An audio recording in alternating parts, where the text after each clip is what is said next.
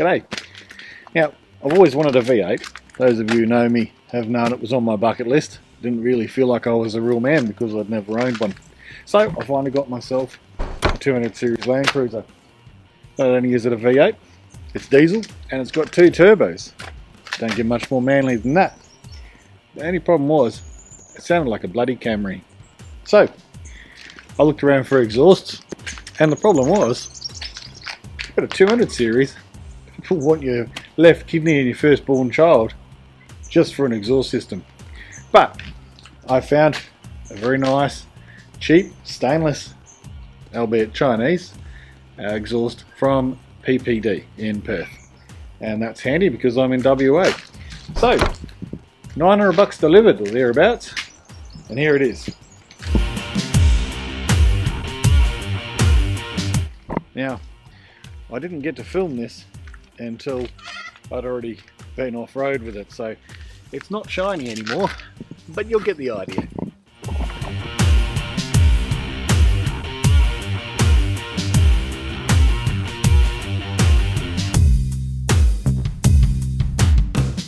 So I opted for the version with no mufflers. It's just got the 2 cats, so it is legal.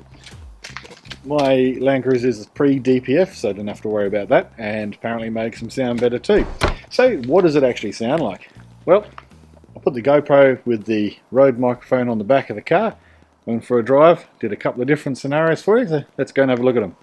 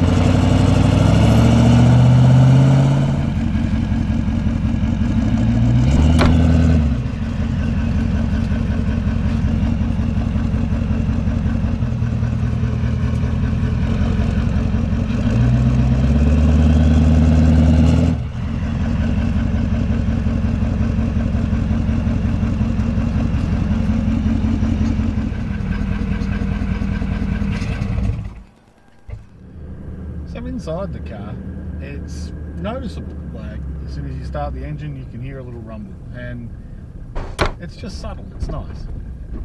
I mean, the diesel engine in these is pretty noisy anyway, so you can still hear the engine, but you can hear that V8 note just from behind you. When you give it a little bit of a rev, it starts to come alive, and if you wind the windows down at the back, it gets a little bit louder. So if you really want to enjoy the sound, you drive around with the windows down. If you want to be on the highway doing a nice long cruise to your great camping location, you can wind the windows up, turn the radio up, and you don't even hear it. Perfect. Now my biggest concern was, is this thing going to drone horribly on the highway? There's nothing worse when you're doing a long trip than just having an annoying rumble that just bugs you. So let's put it out on the highway here, get her up to 110, and you can have a listen for yourself.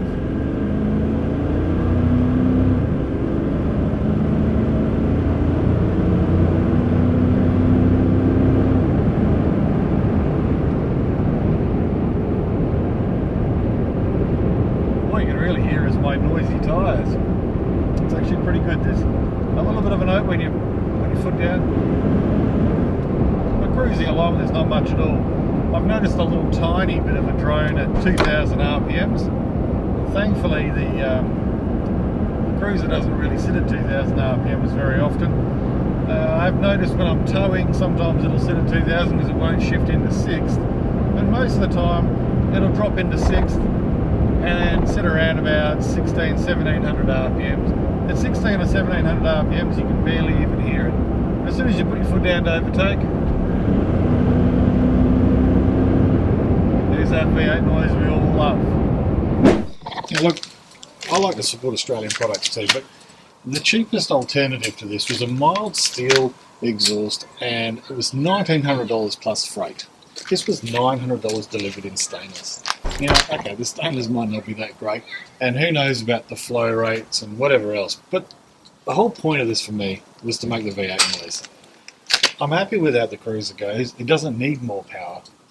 So I just wanted a sound. I just wanted a nice, simple, straight-through exhaust. And this has given me that nice, simple, straight-through exhaust for $900. You just can't go wrong. PPD were really good to deal with. PPD freighted it express for me because I did have to wait for it to come in from China. But they were good to deal with. They got it to me early, and the prices were sensational. $900 delivered or $1,900 plus freight. They're the alternatives. And for me, it was just a no-brainer. So if you're after a cheap exhaust, give PPD a go. I'll put a link in the description for you. Thanks for watching.